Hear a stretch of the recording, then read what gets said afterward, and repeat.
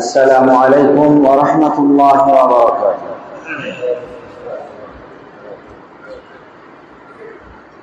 الحمد لله نحمده ونستعينه ونستغفره ونعوذ بالله من شرور أنفسنا ومن سيئات أعمالنا ونشهد أن لا إله إلا الله وحده لا شريك له ونشهد أن سيدنا وسندنا وحبيبنا وطبيبنا ومولانا محمدا عبده ورسوله أرسله بالحق بشيرا ونذيرا وداعيا إلى الله بإذنه وسراجا وقمرا منيرا.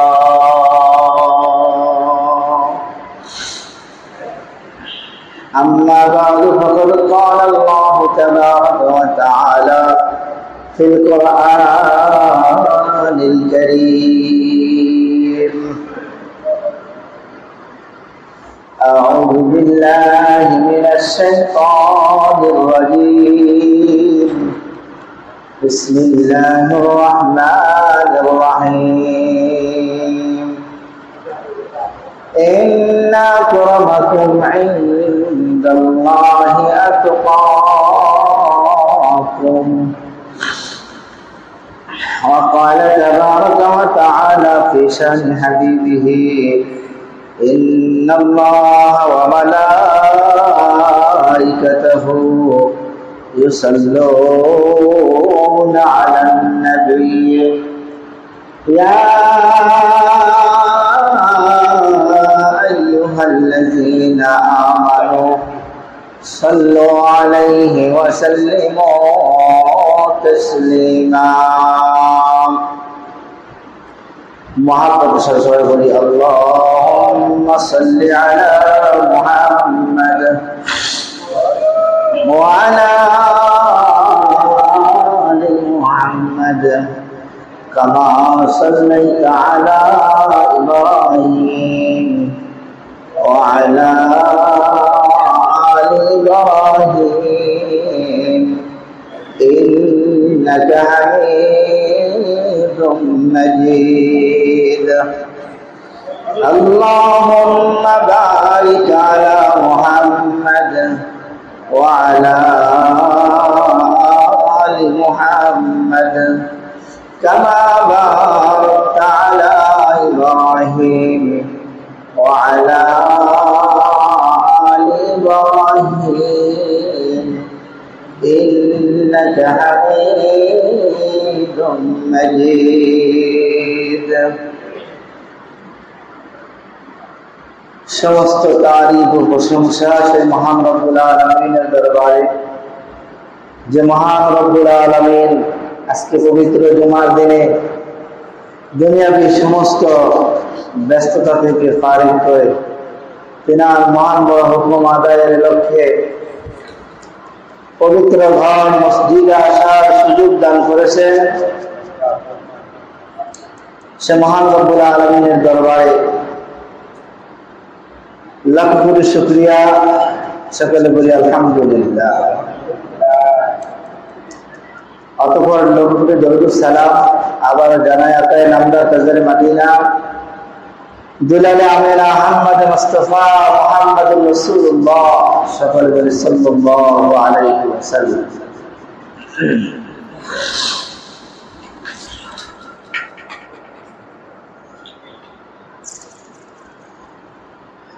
যারা আমরা পরে আসতেছি সামনের দিকে আগে আসি, ফাঁকা জায়গাগুলো পূরণ করে নেই, পিছনে না বসে সামনের দিকে আগে আসি।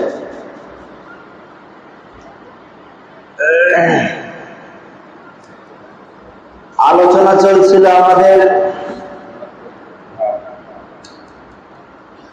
আল্লাহ পাক রব্বুল আলামিন আমাদেরকে অর্থাৎ যারা মুমিন মুসলমান যারা,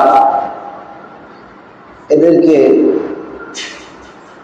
সম্মানের একটা সার্টিফিকেট আল্লাহ পাক রব্বুল আলামিন দিয়েছেন, কোরআনের মাধ্যমে তা ঘোষণা করেছেন। এর উপরে আলোচনা চলছিল। তো আমরা আজকে আসল প্রকৃত সম্মান কি এটা আমরা বুঝি না। দুনিয়ার স্বার্থে আমরা সম্মান তালাশ করে থাকি। এই সম্মান, দুনিয়ার স্বার্থে যে সম্মান, এই সম্মানের ময় আজকে আমাদেরকে দিন থেকে গাফেল করে রাখছে। আজকে আমরা সঠিকভাবে দিনের কাজগুলি করতে পারতেছি না। সময় মতো যে মসজিদে আসবো তাও আসতে পারতেছি না। শরীয়তের বিধান মোতাবেক যে চলবো তাও চলতে পারতেছি না। কারণ হলো এই সম্মানের মোহ। তো এই সম্মানের মোহ, এটা আল্লাহ পাক রব্বুল আলামিন যে ঘোষণা দিয়েছেন, ইন্না আকরামাকুম ইনদাল্লাহি আতকাকুম, নিশ্চয় তোমাদের মধ্যে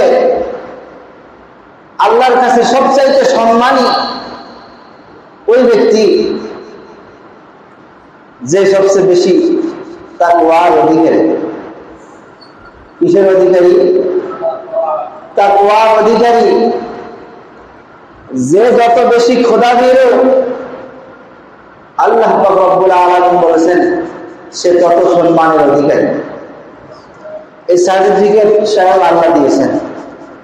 আর আজকে আমরা দুনিয়ার স্বার্থে আসল সম্মানকে আমরা ভুলে গিয়েছি। আমরা যারা দিনের উপরে চলে, যারা দিন মেনে চলে, শরীয়তের বিধান যারা মেনে চলে, আল্লাহকে যারা প্রকৃতপক্ষে ভয় করে চলে, তাদেরকে আমরা আজকে অসম্মানী মনে করি। তারা সমাজের মধ্যে অসম্মানী লোক। আর যাদের মধ্যে কোনো দিন ধর্ম বলতে কিছু নাই, শরীয়ত বলতে কিছু নাই,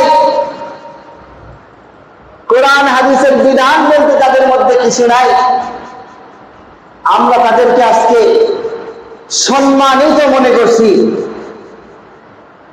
এটা আজকে আমরা নতুন মনে করছি তা নয়।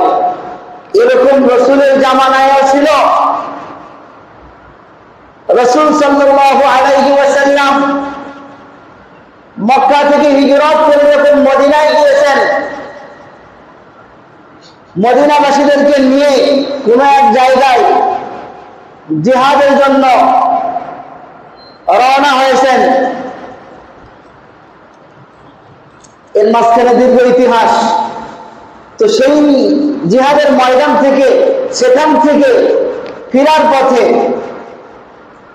ফিরবেন এমন সময় যারা মুনাফিক শ্রেণীর লোক, তারা বলছেন লা ইন রাজা'না ইলাল মাদিনাতি লা ইখরিজান্নাল আ'আজ্জু মিনহাল আযাল। যারা মুনাফিক এরা বলছে লা ইখরিজান্নাল আ'আজ্জু মিনহাল আযাল, যখন আমরা মদিনায় পৌঁছে যাব, এখান থেকে যখন মদিনায় আমরা ফিরব, মদিনায় ফেরার পরে আমাদের মধ্যে যারা অসম্মানী লোক আছে, এই অসম্মানী লোকদেরকে আমরা মদিনা থেকে বিতাড়িত করে দিব, মদিনা থেকে বিদায় দিয়ে দিব, বাহির করে দিব। কারা বলছে? এক শ্রেণীর লোক বলছে লা ইখরিজান্নাল আ'আজ্জু, আমরা যারা সম্মানী লোক, লা ইখরিজান্নাল আ'আজ্জু মিনহাল আযাল, যারা অসম্মানী লোক তাদেরকে আমরা বাহির করে দিব, মদিনা থেকে বাহির করে দিব। তো এই সম্মানী যারা দাবি করেছে যে আমরা যারা সম্মানিত লোক, তারা অসম্মানিত লোকদেরকে মদিনা থেকে বাহির করে দিব। এখানে যারা সম্মানিত দাবি করেছে তারা হলো মুনাফিক শ্রেণীর লোক, আর অসম্মানী যাদেরকে বলছে তারা হলো মক্কা থেকে হিজরত করে যারা রাসূলের সঙ্গে মদিনায় গিয়েছেন। এই মুহাজির সাহাবীদেরকে তারা অসম্মানী বলেছেন। তাহলে প্রকৃতপক্ষে মুসলমানদেরকে যারা অসম্মানী বলে, যারা খোদাভীরু লোক, যারা দিনদার লোক, এদেরকে যারা অসম্মানী বলে বা মনে করে, এরা হলো মুনাফিক। এরা কারা? এরা মুনাফিক। আল্লাহ পাক রব্বুল আলামিনের সেই বাণী প্রমাণ। মুনাফিকরা যে কথা বলেছেন লা ইখরিজান্নাল আ'আজ্জু মিনহাল আযাল, মদিনায় ফেরার পরে আমরা যারা সম্মানী লোক আছি, এই সম্মানী লোকগুলো যারা অসম্মানী লোক, তাদেরকে মদিনা থেকে বাহির করে দিব। তো সম্মানী মানে তারা, যারা মুনাফিক, তারা নিজেদেরকে সম্মানী দাবি করেছেন। এমন লোক সমাজের মধ্যে এখনো আছে। যারা প্রকৃতপক্ষে মুমিন মুসলমান, এদেরকে তারা হে মনে করে, এদেরকে নিচু শ্রেণীর লোক মনে করে, সমাজে এদের কোনো মূল্য নাই,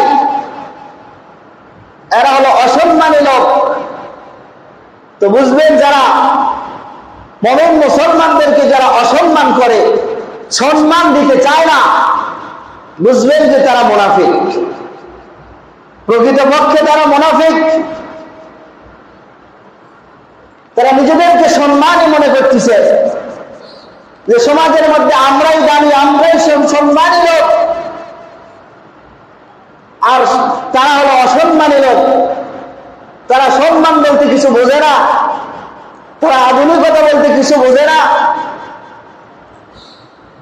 তারা কোরআন হাদিস নিয়ে পড়ে আছে, দিন ধর্ম নিয়ে তারা পড়ে আছে। অথচ আল্লাহ পাক রব্বুল আলামিন ঘোষণা দিয়েছেন ইন্না আকরামাকুম, তোমাদের মধ্যে নিশ্চয়, তোমাদের মধ্যে সবচেয়ে সম্মানী ব্যক্তি সেই ব্যক্তি আল্লাহর কাছে যে সবচেয়ে বেশি খোদাভীরু, যে সবচেয়ে বেশি আল্লাহ ওয়ালা, যে সবচেয়ে বেশি দিনদার, যে সবচেয়ে বেশি পরহেজগার, সেই সবচাইতে দামি আর সম্মানী আল্লাহর কাছে। কিন্তু এই কথাটা আমাদের বুঝে আসে না, যার কারণে আজকে যারা আজকে দিনের উপর চলতে চায়, আমরা তাদেরকে দেখে নাক ছিটকাই। যারা কোরআন হাদিস নিয়ে চলতে চায়, তাদেরকে দেখে আজকে আমরা নাক ছিটকাই। বুঝতে হবে যে প্রকৃতপক্ষে তারা হলো মুনাফিক। এজন্য সম্মানের পিছনে আমরা ছুটব না। সম্মান আমাকে অর্জন করতে হবে, এতে আমার দিন থাক আর যাক, এতে আমার ধর্ম থাক আর যাক, সম্মান আমাকে অর্জন করতেই হবে। মানুষ আমাকে সমাজের মধ্যে সম্মান বলে সম্মানিত মানুষ হিসাবে চিনবে, আমাকে দামি মানুষ হিসাবে চিনবে। এরকম যখন সম্মানের মোহে আমি পড়ে যাব, তখন আমার দ্বারা দিনের কাজ করা সম্ভব হবে না, আমার দ্বারা শরীয়তের বিধান মানা সম্ভব হবে না। শরীয়ত বলতেছে যে তুমি তোমার পরিবারকে পর্দার মধ্যে চালাও, তুমি তোমার বিবিকে, তুমি তোমার মেয়েকে পর্দার ভিতরে রাখো।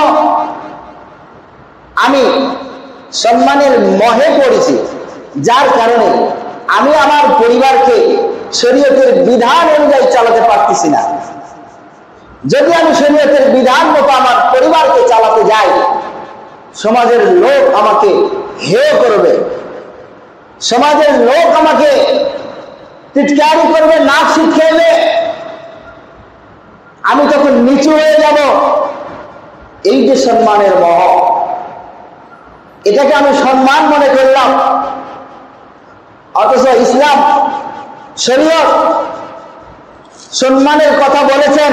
লা ইয়ামবাগি লিল মুমিনি আন ইউযিল্লা নাফসাহু, কোন মুমিনের জন্য এটা উচিত নয় যে সে সমাজের মধ্যে অসম্মানী হয়ে থাকবে, তার সম্মান বিসর্জন দিয়ে সমাজের মধ্যে বসবাস করবে, এটা কোনো মুমিনের জন্য উচিত নয়।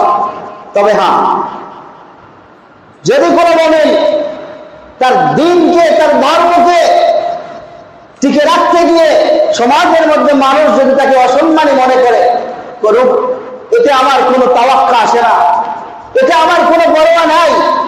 কারণ সমাজের মানুষ আমাকে অসম্মানী বলতেছে, এজন্য আমি আমার দ্বীনকে ঠিক রাখতে গিয়ে মানুষ আমাকে অসম্মানী বলতেছে, এতে আমার কোনো আসে যায় না। কিন্তু দুনিয়ার স্বার্থে যখন আমি সম্মানের পিছনে ছুটব, দুনিয়ার স্বার্থে যখন আমি সম্মানের পিছনে ছুটব, তখন এই সম্মান আমাকে দিন থেকে সরে রাখবে। এজন্য সম্মানের প্রয়োজন আছে। হযরত ইমাম বুখারী রাহমাতুল্লাহি আলাইহি তিনি একদিন ইলমে দ্বীন শিক্ষার উদ্দেশ্যে দীর্ঘ সফরে জাহাজে চড়ে কোথাও যাইতেছিলেন। পথের মধ্যে আলাপে আলাপে এক সময় তার সাথে যেই ব্যক্তি বসা ছিল, সেই ব্যক্তির কাছে গল্পে গল্পে এক সময় বলে ফেলছে যে আমার কাছে 700 স্বর্ণ মুদ্রা আছে। ইমাম বুখারী রাহমাতুল্লাহি আলাইহির কাছে যে স্বর্ণ মুদ্রা আছে, এই কথা বলে ফেলেছেন। বলার পরে ওই ব্যক্তির মাথার ভিতরে শয়তানি বুদ্ধি চলে আসছে। সে কোন এক সময় ফাঁকে গিয়ে আওয়াজ তুলল যে আমার কাছে স্বর্ণ মুদ্রা ছিল, এই স্বর্ণ মুদ্রা আমি আর পাচ্ছি না, হারিয়ে গেছে, কে যেন আমার কাছ থেকে স্বর্ণ মুদ্রা নিয়েছে। গোটা জাহাজ তল্লাশি শুরু হলো, স্বর্ণ মুদ্রা গেল কোথায়, নিলকে, এটা খুঁজে বাহির করতে হবে। ইমাম বুখারী রাহমাতুল্লাহি আলাইহি যখন জানতে পারলেন যে এমন ঘটনা, অমুক ব্যক্তি এমন কথা বলেছে, তখন সে বুঝতে পারলেন যে অবশ্যই আমার এই কথা শোনার পরে তার মাথায় এই শয়তানি বুদ্ধি চাপছে। এখন যদি আমার কাছ থেকে এই স্বর্ণ মুদ্রাটি পাওয়া যায়, তাহলে এই জাহাজের সমস্ত মানুষ জানবে যে আমি একজন চোর, অথচ স্বর্ণ মুদ্রা আমার। ইমাম আবু বুখারী রাহমাতুল্লাহি আলাইহি তিনি কি করলেন, সকলের অগোচরে সমস্ত স্বর্ণ মুদ্রা সমুদ্রের মধ্যে ফালাইয়া দিলেন। গোটা জাহাজ তল্লাশি করা হলো, এমনকি ইমাম বুখারী রাহমাতুল্লাহি আলাইহির কাছে তল্লাশি করা হলো, কোনো স্বর্ণ মুদ্রা পাওয়া গেল না। জাহাজ থেকে নামার পথে ওই ব্যক্তি জিজ্ঞেস করতেছে, কি ব্যাপার হুজুর, আপনার কাছে যে স্বর্ণ মুদ্রাগুলি ছিল এগুলো তো আর পাওয়া গেল না, কারণটা কি? আপনার কাছে তো ছিল। ইমাম বুখারী রাহমাতুল্লাহি আলাইহি বলতেছেন, আমার কাছে যদি স্বর্ণ মুদ্রা পাওয়া যেত আজকে, তাহলে এই জাহাজের সমস্ত মানুষ জানতো যে আমি একজন চোর, অথচ আমি এলমে দ্বীন শিক্ষার জন্য রওনা দিয়েছি, আমার উদ্দেশ্য আমি সমাজের রাহবার হব, আমি মানুষকে দ্বীনের দাওয়াত দিব। কিন্তু আমি যদি আজকে চোর সাব্যস্ত হই, তাহলে আমার কথা কেউ শুনবে না, সমাজের মধ্যে আমি দ্বীনের কাজ করতে পারবো না, মানুষকে যে আমি দাওয়াত দিব, মানুষ আমাকে চোর বলে আখ্যায়িত করবে। এজন্য আমি আমার সমস্ত স্বর্ণ মুদ্রা সকলের অগোচরে সমুদ্রের মধ্যে আমি ফেলাইয়া দিয়েছি। তাহলে এই ঘটনা থেকে বোঝা যায় যে সম্মানের প্রয়োজন আছে, সম্মানের প্রয়োজন আছে, সম্মান বিসর্জন দেওয়ার কথা ইসলামে বলে নাই। তবে হ্যাঁ, সম্মানের প্রয়োজন আছে দ্বীনের স্বার্থে, এবং সম্মান বিসর্জন দিতে হবে দ্বীনের স্বার্থে। দুনিয়ার স্বার্থে সম্মানের প্রয়োজন, যেই সম্মান দুনিয়ার স্বার্থে, এই সম্মানই আমাকে দ্বীন থেকে ফিরায় রাখবে, এই সম্মানই আমাকে দ্বীনের কাছ থেকে দূরে সরায় রাখবে। আর যেই সম্মান আমি দ্বীনের স্বার্থে অর্জন করব, এই সম্মান আমার জন্য কাম্য। এই সম্মানের কথাই হাদিসের মধ্যে আসছে, কোন মুমিন বেইজ্জতি হয়ে সমাজের মধ্যে চলাফেরা করবে, অসম্মানী হয়ে চলাফেরা করবে, এটা ইসলাম চায় না। ইসলাম চায় মুসলমান মুমিন সম্মানের সাথে চলাফেরা করবে। এই জন্য দুনিয়ার স্বার্থে আমার যতগুলি সম্মান, সব সম্মানকে আমাকে বিসর্জন দিতে হবে। আর দ্বীনের স্বার্থে যেই সম্মান, এই সম্মান আমাকে গ্রহণ করতে হবে। তাহলে এই সম্মানের মোহ আমাকে দ্বীন থেকে কোনো সময় গাফেল করতে পারবে না, আমাকে নামাজ থেকে দূরে রাখতে পারবে না, আমাকে হজ থেকে বিরত রাখতে পারবে না, আমাকে শরীয়তের প্রত্যেকটি বিধান আমার দ্বারা তখন পালন করা সম্ভব হবে। আর যখন আমি দুনিয়ার স্বার্থে সম্মান তালাশ করব, তখন আমার দ্বারা দ্বীনের কাজ, অনেক কাজ আমার দ্বারা করা অসম্ভব হয়ে যাবে। আমি একটা সালাম, এটা পর্যন্ত আমি দিতে পারবো না, সালাম পর্যন্ত আমি দিতে পারবো না, কারণ আমার সম্মানে তখন আঘাত লাগবে। কারণ দুনিয়ার স্বার্থে আমি সম্মান অর্জন করেছি, সম্মানে আঘাত লাগবে। আমি বড়, আমি কেন সালাম দিব? যারা ছোট তারা আমাকে সালাম দিবে, আমি তো বড়, আমি তো বস, আমি তো সমাজের নেতা, আমি কেন সালাম দিব? এই যে সম্মানের মধ্যে আঘাত, এটা কখন আসবে? যখন দুনিয়ার স্বার্থে আমি সম্মান অর্জন করব, তখন এই সম্মানের আঘাত লাগবে, যার দ্বারা দ্বীনের কাজ আমার দ্বারা করা অসম্ভব হবে। আল্লাহ পাক রব্বুল আলামিন যে কয়েকটি ভাঙা কথা বলেছি, শরীর অসুস্থ থাকা সত্ত্বেও আল্লাহ পাক রব্বুল আলামিন কথাগুলোর উপর আমল করার তৌফিক দান করুন সবাই। আল্লাহুম্মা আমিন। যারা আমরা সুন্নাত করি নাই, যারা সুন্নাত করি।